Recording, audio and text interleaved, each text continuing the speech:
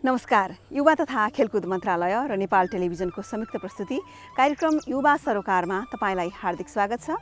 म सन्तोषी अधिकारी।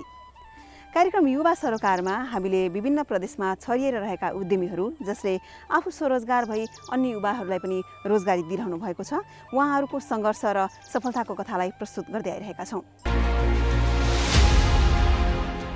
स्वदेशमा केही गर्न सकिएन, बेरोजगार भइयो, केही भएन भनेर निराश हुने युवाहरूको लागि चितवन भरतपुर नगरपालिका 25 का अविनाश भुसाल एक नमुना र प्रेरणादायी पात्र हुनुहुन्छ। उहाँले आफ्नो बुवाले गरिरहेको कृषि पेसाको बिँडो समात्नुभयो र आफू स्वरोजगार हुनुभयो, अन्य युवाहरूलाई पनि रोजगारी दिनुभयो। अहिले उहाँले वार्षिक रूपमा 30 देखि 50 लाख रुपियाँ मुनाफा गरिरहनु भएको अवस्था छ। उहाँको सङ्घर्ष र सफलताको कथालाई अब हामी प्रस्तुत गर्छौँ।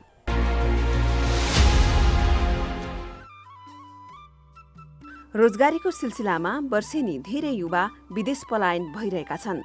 सुरक्षित भविष्य र अवसर खोज्दै देश छाड्ने मध्ये 60% ग्रामीण भेगका र तीमध्ये पनि 1/3 युवाहरू रहेको अध्ययनहरूले देखाएका छन्।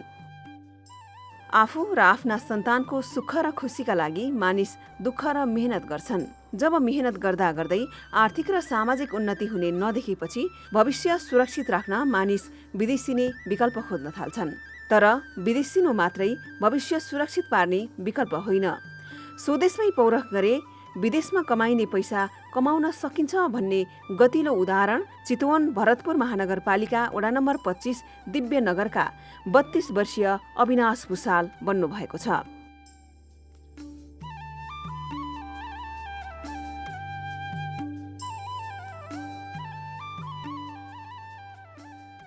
खेती किसानी नपढेको मान्छेले गर्ने हो भन्ने सोचाइलाई उहाँले गलत प्रमाणित गर्नुभएको छ। अविनाशले MBA सम्मको अध्ययन पूरा गर्नुभएको छ। जन्मघर अर्घाखाँची भए पनि कर्मघर चितवनलाई बनाउनु भएका भुसालले रोजगारीका लागि सबै साथीभाइ विदेशतिर धाउँदा आफू भने बुवाको बिँडो थामेर बस्नु भएको छ। अर्थात् बुवा गणेश भुसालले सुरु गर्नुभएको अभियान बहुमुखी कृषि फार्म मार्फत गरिएको कृषि पेसा अब छोरा अविनाशको जिम्मामा आएको छ।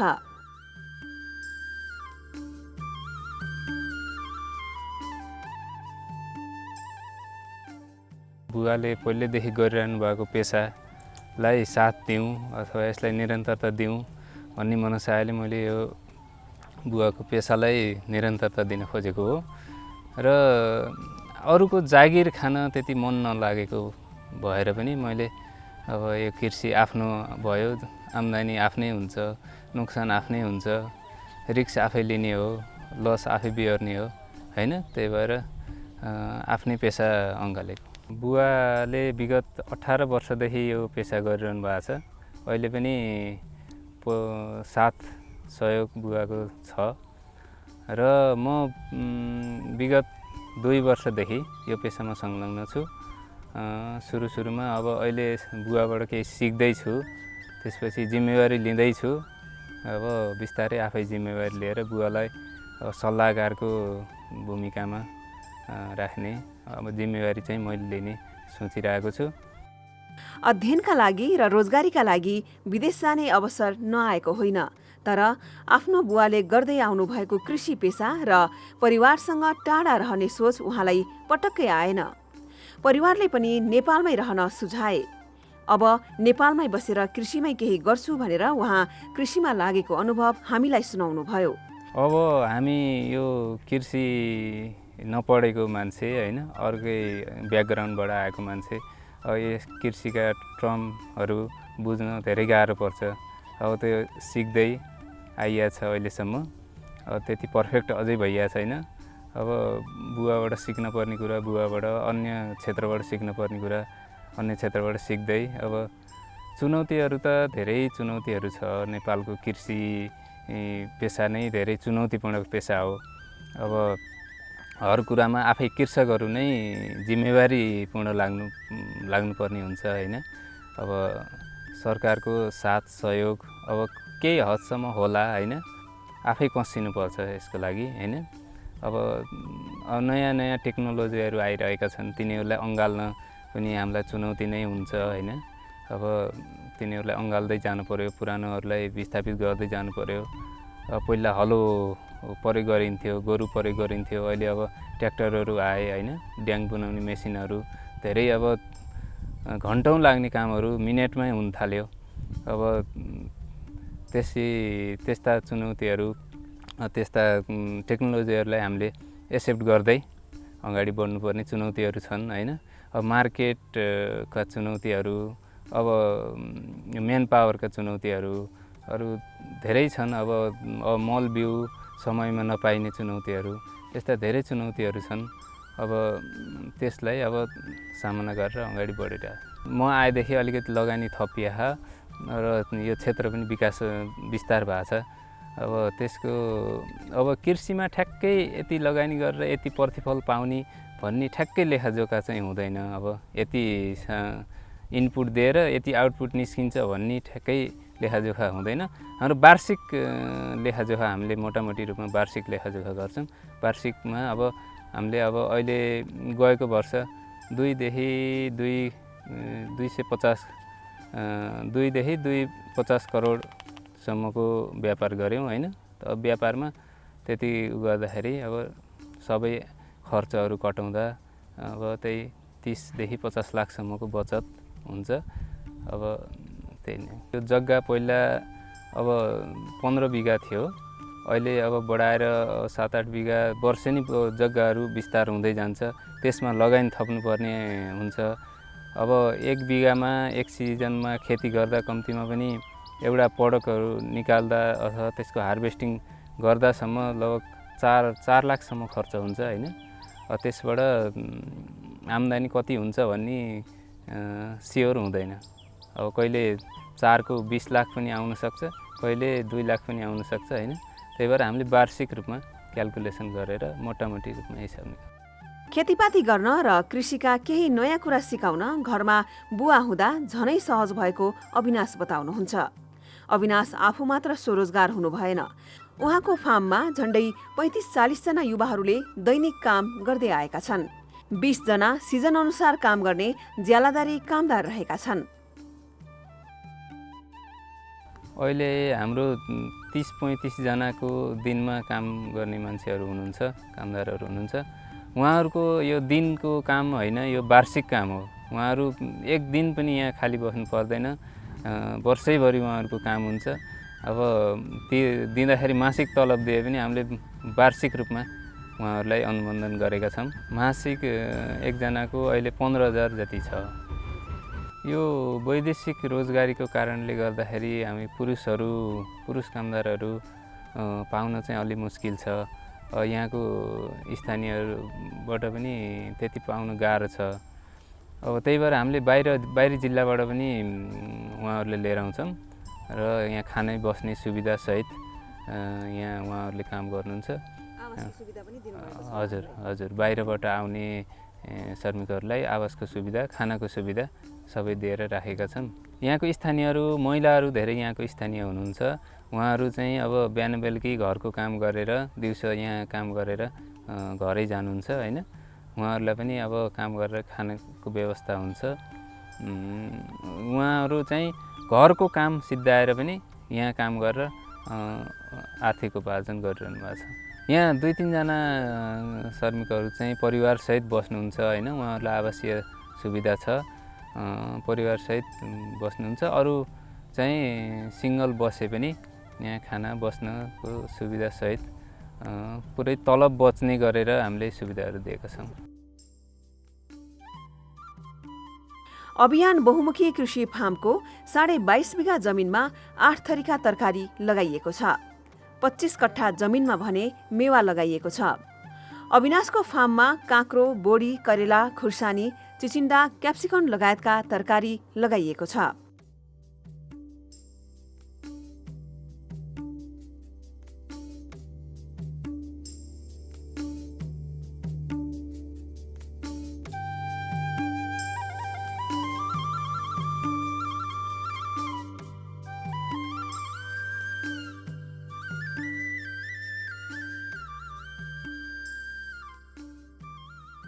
अहिले तत्काल चाहिँ हाम्रो फार्ममा टमाटर, चिचिन्ना, लौका, काँक्रो, भेँडे खुर्सानी, अकबरी खुर्सानी यस्तो टाइपको छ। अब सिजन अनुसार भेराइटी अफ तरकारीका भेराइटीहरू चेन्ज हुँदै जान्छन्।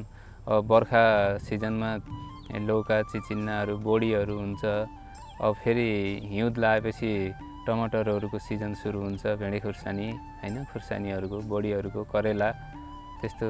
हामी विशेष गरेर लहरे खेती जुन पटक पटक टिप्न सकियोस्, एकपटक टिपेर अब कुनै बेला मूल्य नभएको बेलामा त्यसलाई टिपेर बेच्नु पर्यो भने त्यसबाट नोक्सान पनि हुनसक्छ। त्यही भएर पटक पटक टिप्दा कुनै पनि बेला कुनै एउटा बेला भाउ परिदियो भने त्यसबाट चेक एन्ड ब्यालेन्स हुने गएको हो भने लहरे खेती चाहिँ हाम्रो विशेष प्राथमिकतामा छ। विशेष गरी तरकारीको बजार अनिश्चित हुन्छ। बिचौलियाको दरिलो सञ्जाल रहने गरेको र विदेशबाट आयातित तरकारीको मूल्य असमानताले गर्दा कुनै बेला नेपाली कृषकको बारीमै तरकारी कुहिने अवस्था आउने कृषक अविनाशको गुनासो छ। कुनैमा एकदम नाफा हुन्छ, कुनैमा अलिकति अब ब्यालेन्समा आउँछ, कुनै घाटा पनि जान्छ। त्यसले गर्दाखेरि धेरै चिजहरू लाउँदाखेरि कुनैको त्यसको ब्यालेन्स भएर अलिकति बचत हुने हो हैन। अब घाटै हुने स्थिति चाहिँ अब ओभर प्रोडक्सन हो। अब मार्केटमा धेरै प्रोडक्सन आयो भने अब मूल्य नपाउने तरकारीले, अब मूल्य नपाउँदाखेरि घाटा हुन्छ। अब यस्तै प्राकृतिक प्रकोपहरू, हावाहुरी, असिनाहरू आउँदाखेरि सब क्षति गऱ्यो भने त्यसबाट पनि घाटा हुने भयो हैन। अब नभए अब खेती आफूले राम्रो गरेर उत्पादन गर्ने हो। अब मार्केटको त के हुन्छ हामीलाई थाहै हुँदैन। हामी पहिल्यैदेखि पनि अब पहिल्यै पुस्ताहरू पनि अब कृषि पेसा नै गरेको हो हैन। अब यसलाई आधुनिकीकरण गरेर बुवाले यहाँसम्म गर्नुभयो।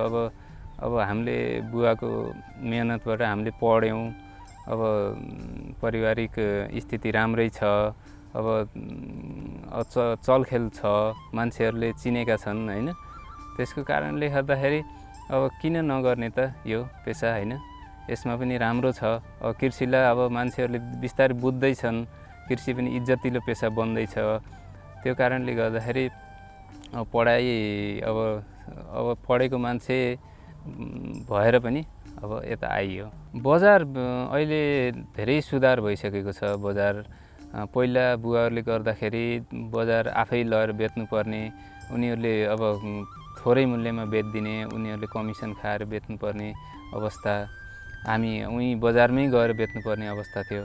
अहिले धेरै सहज भएको छ। अब बजारका व्यापारीहरूका प्रतिनिधिहरू हामी कहाँ आउँछन्, उहाँहरूले माल हेरेर तिनीहरूको मूल्य गरेर जानुहुन्छ। हामीले टिपेर ठिक्क पार्दैन, उहाँहरू आएर लानुहुन्छ, यहीँ पेमेन्ट हुन्छ।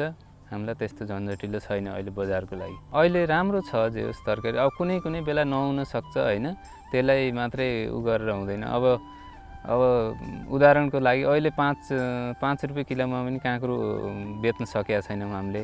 त्यसैलाई आधार मानेर यो तरकारी खेती यहाँ यति सस्तो हुन्छ भनेर असन्तुष्टि मात्रै पोख्ने होइन कि। अब यो सिजन 5 रुपियाँमा गयो, अर्को वर्ष 50 पनि हुनसक्छ। हामी त्यस्तो आशा गरेर चाहिँ तरकारीमा निरन्तर लागिरहेछौँ।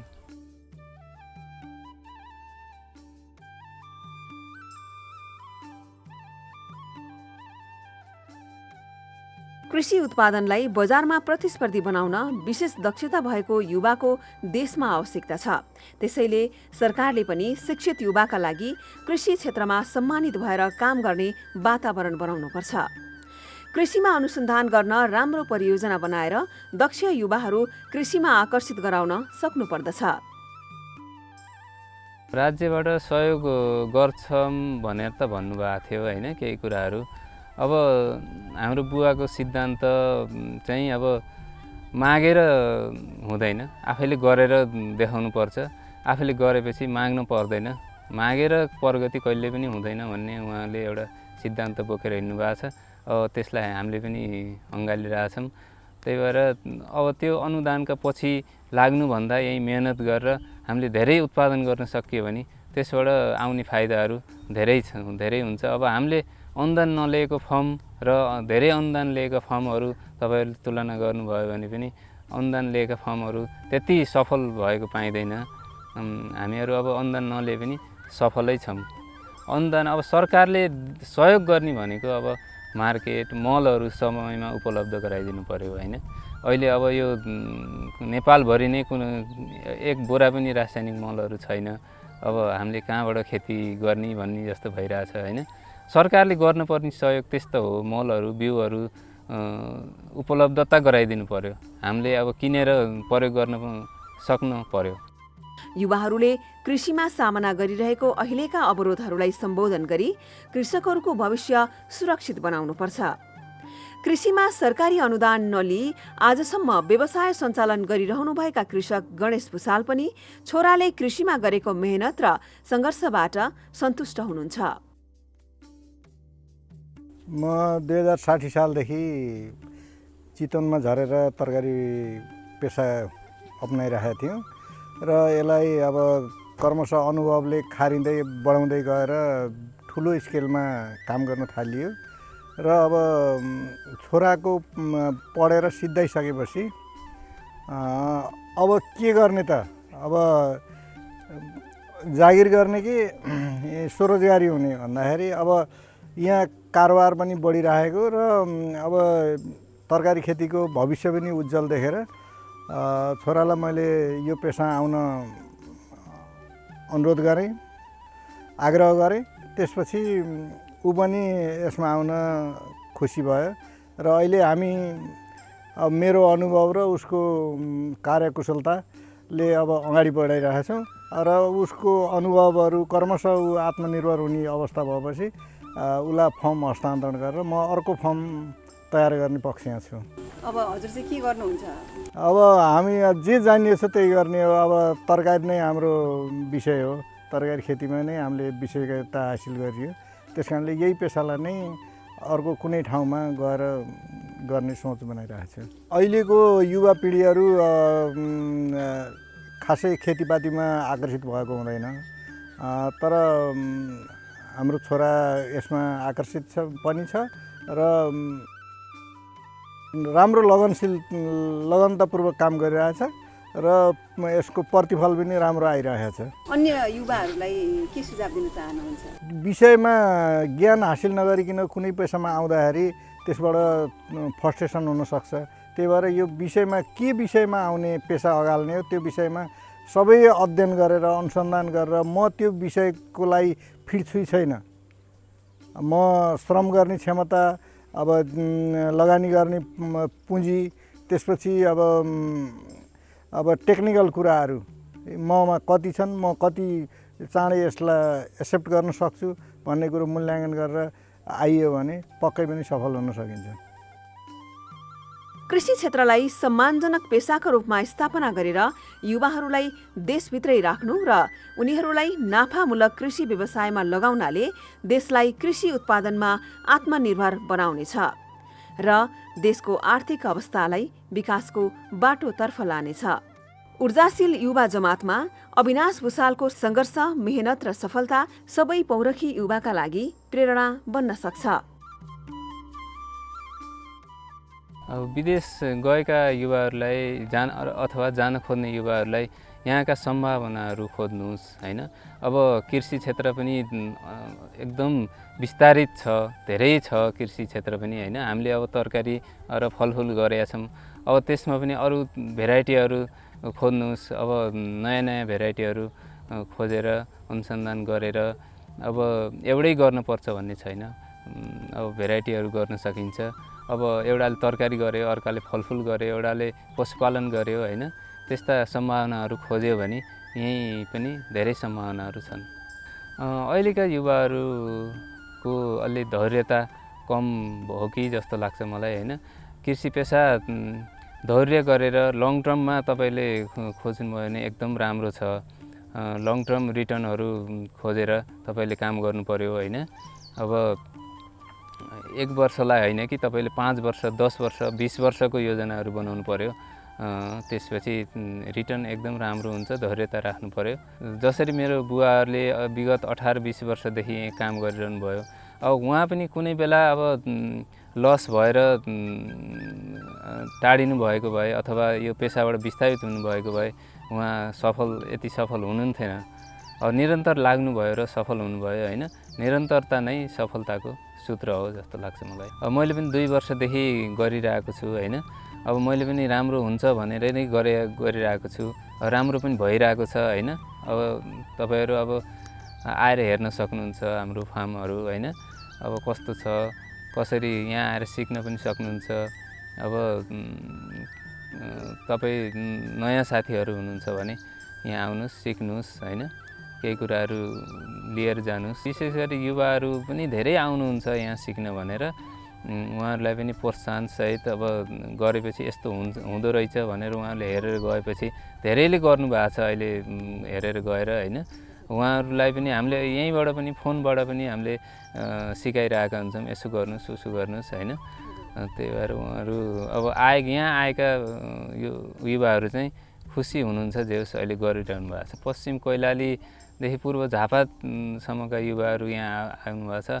अब उहाँहरूले फोन गर्नुहुन्छ बेला बेलामा होइन, राम्रो छ तपाईँले सिकाएर यस्तो भयो, राम्रो भयो भनेर भन्दाखेरि हामीलाई पनि खुसी लाग्छ होइन।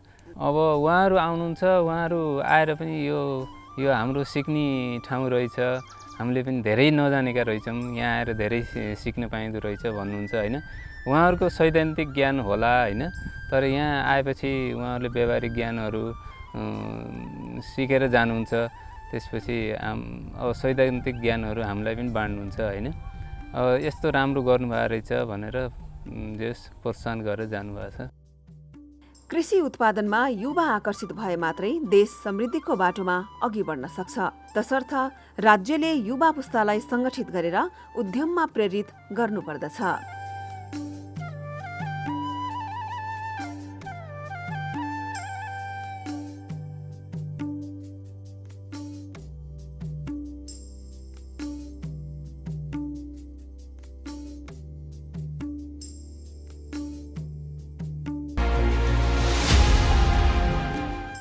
युवा उद्यमी अविनाश भुसालको सङ्घर्ष र सफलताबाट अन्य युवाहरूले पनि प्रेरणा लिनु जरुरी छ।